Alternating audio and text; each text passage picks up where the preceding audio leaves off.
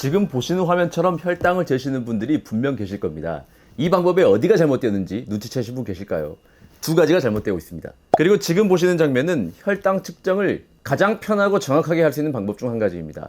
어디가 어떻게 다른지 갑오징어 분들을 구별할 수 있으실까요? 똑같은 시간에 측정했는데 수치가 10% 이상 차이가 납니다. 왜 이런 차이가 나는 걸까요? 그리고 도대체 첫 번째 방법은 왜 틀렸을까요? 우리 당뇨인들이 매일 혈당을 측정해야 하는 이유는 우리가 혈당을 확인하면서 경각심을 느끼기 때문입니다.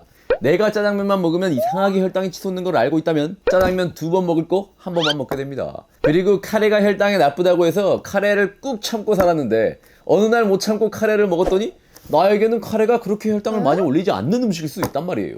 이런 건 혈당을 직접 재지 않으면 알 수 없습니다. 이렇게 어느 음식이 내 몸의 혈당을 올리는지 눈으로 직접 확인하고 나한테 맞는 맞춤형 관리 식단을 만들 수 있습니다. 오징어 약사도 당뇨 관리를 하면서 수십, 수백 번 손을 찔러야 했습니다. 우리 당뇨인들은 이게 얼마나 번거롭고 힘든지 알잖아요. 그런데 이렇게 열심히 손가락을 찔러놓고도 혈당 측정기를 올바른 방법으로 사용하지 않으면 측정 결과가 틀리게 나온다는 것을 알고 오징어 약사도 충격을 많이 받았는데요. 제가 또 당뇨를 이겨낸 남자 아니겠습니까? 갑오징어 분들께만 알려드리는 겁니다. 혈당 제대로 측정하는 법, 영상 끝까지 보시면서 과연 여러분들은 제대로 혈당을 측정하고 있었는지 확인해 보시죠. 보너스로 조금이라도 덜 아프게 혈당을 측정하는 오징어 약사반의 팁도 있으니까요. 꼭 확인해 주세요. 자, 그럼 이제 본론으로 들어가 보겠습니다. 저는 약국을 하니까 이런 질문을 많이 받습니다. 어떤 혈당 측정기가 가장 좋나요? 사실 다 비슷비슷합니다. 큰 차이 없어요. 라고 대답해도 어차피 여러분들은 차이점이 계속 궁금하실 거잖아요. 오징어 약사가 무슨 제품 사용했는지 시원하게 말씀드리겠습니다. 저희 약국에서 제일 잘 나가는 제품이 이 제품인데요. 불량률이 제일 낮습니다. 사실 그게 다예요. 집에 혈당 측정기 있는데 오차 별로 없고 잘 맞는다면 그냥 그거 쓰시고요. 오징어 약사는 이 제품으로 혈당을 측정해 볼 것입니다. 우선 혈당 측정기의 구성을 보시면 시험지, 혈당 측정기, 체열기, 체열침인데요. 이 체열침은 혈당기 안에 몇 개 들어있지 않으니 약국에서 체열침만 추가로 더 구매하셔야 합니다. 체열침은 일회용이기 때문인데요. 한번 사용하신 체열침은 절대 재사용해서는 안 됩니다. 무시무시한 이유가 있어요. 이따 찌르면서 말씀드릴 겁니다. 그리고 알코올솜이 들어있지 않은 혈당 측정기라면 알코올솜도 따로 구매해 주셔야 됩니다. 이제 어떻게 재는지 알아볼까요? 일단 첫 번째로 반드시 손을 깨끗이 씻어 주셔야 합니다.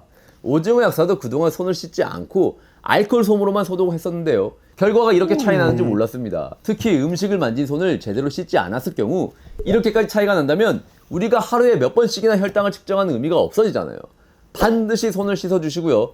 손을 씻은 후에 손을 완전히 말리는 것도 절대 잊으시면 안 됩니다. 손에 물기가 남아있어도 혈당값이 틀리게 나옵니다. 그 다음에는 체열침을 체열기에 넣고 조립합니다. 그리고 체열기의 강도를 조절합니다. 체열할 때 가장 무서운 상황이 뭘까요? 바늘이 손끝에 닿는 순간? 아니요. 오징어 약사는 체열이 끝난 줄 알았는데 피가 제대로 안 나와 체열을 다시 해야 하는 순간이 가장 공포스럽습니다. 오징어 약사도 처음엔 무서워서 체열기의 강도를 1로 했었는데요. 피가 제대로 안 나와 다시 찌르는 게 더 힘들더라고요. 어차피 1이나 5나 아픈 건 아픈 거니 그냥 마음 편하게 5로 하시면 됩니다. 다시 찌르는 것보단 나으니까요. 하지만 손가락 피부에 굳은 살이 없이 피부가 얇은 분들은 자신의 상태에 맞게 2나 3으로 하셨을 때도 피가 잘 나온다면 그렇게 하셔도 됩니다. 손가락을 찌를 땐 손가락 가운데보다 측면을 찌르는 게 더 잘 나오면서 덜 아프다는 연구 결과가 있었으니 오징어 약사는 손가락 측면을 찌를 겁니다.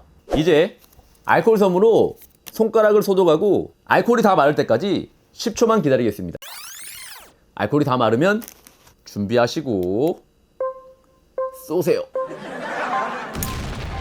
피가 잘 안 나온다고 짜는 것은 절대 금물입니다. 손가락에 체액이 같이 나와 체액 속의 포도당도 함께 측정되기 때문에 정확한 결과가 나온 것을 방해합니다. 피가 잘 안 나온다면 손가락 끝을 누르지 마시고 손을 심장 아래로 향해 늘어뜨리면 피가 잘 모입니다. 오징어 약사는 체열기의 강도를 5단계로 맞추고 측면을 찔렀기 때문에 손을 쥐어짤 필요가 없습니다. 그리고 제가 앞에서 체열침 재사용은 절대 안 된다고 말씀드렸는데요. 만일 체열침을 재사용하게 되면 감염의 위험과 더불어 날이 무뎌져 찌를 때 더 아프고 피는 더 안 나오는 고통스러운 일을 겪게 될 수 있습니다. 절대 체열침 재사용하지 마세요. 이제 CMG에 피를 떨어뜨려 혈당을 측정해 주시고요. 5초 이상 지혈을 합니다. 체열할 때는 피를 모으기 위해 손을 심장 아래에 뒀었는데요. 지혈할 때는 반대로 손을 심장 위에 위치시켜 주시면 지혈이 더 잘 되겠죠. 체혈침에 다치는 사람이 없도록 사용하고 난 체혈침은 바닥에 이렇게 휘어서 버려주시면 되겠습니다. 체혈침을 재사용하면 감염의 위험이 있을 뿐더러 날이 묻어져 더 아프고 피도 더 안 나옵니다. 한번 사용한 체혈침은 반드시 버려주세요. 그런데 혈당 측정은 하루 중 언제, 하루에 몇 번 재야 할까요? 일단 하루 중 언제 혈당을 재야 하는지부터 말씀드리겠습니다. 혈당은 보통 아침 공복혈당, 식전혈당, 식후혈당으로 나뉩니다. 아침 공복혈당은 아침에 일어나자마자 5분 이내에 재는 것, 식전혈당은 식사 직전에 재는 것, 식후혈당은 식사 2시간 뒤에 재는 것입니다. 이 식사 2시간 뒤에 잰다는 것의 기준을 아주 많은 분들이 헷갈려 하시는데요. 식사 마치고 2시간이 아니라 식사 시작 후 2시간입니다. 식사를 시작할 때 우리 몸에서 이미 혈당이 올라가기 시작하니까요. 보통 식후혈당이 90에서 140 정도 됩니다. 하지만 당뇨 환자들의 목표 식후혈당은 180 미만이죠. 이 식후혈당이 너무 높게 나왔다고 일일이 놀라실 필요는 없습니다. 혈당이란 게 늘 정확한 건 아니니까요. 그럼 이 혈당은 하루에 몇 번 재야 할까요? 어떤 병원에서는 하루에 7번 혈당을 잴 것을 권하기도 합니다. 공복혈당, 아침 식후혈당, 점심 직전혈당, 점심 식후혈당, 저녁 식전혈당, 저녁 식후혈당, 취침 전 혈당. 이렇게요. 그런데 하루에 한 번 재는 것도 번거로운 혈당을 이렇게 권고대로 재는 건 현실적으로 좀 힘들죠. 그래서 당뇨인들은 당뇨 상태에 따라 좀 완화해서 재곤 합니다. 오늘은 그 기준을 알려드리겠습니다. 인슐린 투여 없이 당뇨약만 드시는 분들, 인슐린 투여하시는 분들, 저혈당 위험이 있는 분들, 이렇게 세 분류로 나눌 수 있는데요. 첫 번째로 인슐린 투여 없이 당뇨약만 드시는 분들, 당뇨 환자 중에 가장 많은 유형이죠. 하루에 2번 아침 공복혈당 한 번 재시고요. 나머지는 이 5번 중에 아무 때나 한 번 재시면 됩니다. 두 번째로 인슐린 투여하신 분들, 이분들은 혈당을 더 신중히 관리하셔야 하기 때문에 하루 3번 이상 재셔야 하는데요. 아침 공복혈당은 당연히 재셔야 하고 나머지 5번 중에 아무 때나 2번 이상 재시면 됩니다. 마지막 하나, 저혈당의 위험이 있으신 분들께서는 운동을 하신다거나 장거리 운전을 하시는 등 저혈당이 올 것 같은 일을 하기 전에 수시로 재주시면 됩니다. 갑자기 쓰러지면 큰일 나니까요. 손가락마다 차이가 나긴 하지만 그렇게 큰 차이는 아닙니다. 한 손가락만 계속 찌르다 보면 손가락에 굳은 살이 생겨 체열이 갈수록 힘들어집니다. 한 손가락만 너무 괴롭히지 마세요. 10손가락 모두 공평하게 아픔을 나누어 가져야 합니다. 높은 곳의 기준을 고도 몇 미터다 이렇게 제가 딱 정해드릴 수는 없지만 일반적인 아파트의 높이는 아닙니다. 일반적으로 여러분들이 혈당에 영향을 줄 만한 높이에서 혈당을 잴 일은 거의 없다고 보시면 됩니다. 산 정상이나 비행기 안에서만 혈당을 재지 않으시면 됩니다. 당연히 됩니다. 다만 절대로 체혈침을 돌려 쓰시면 안 됩니다.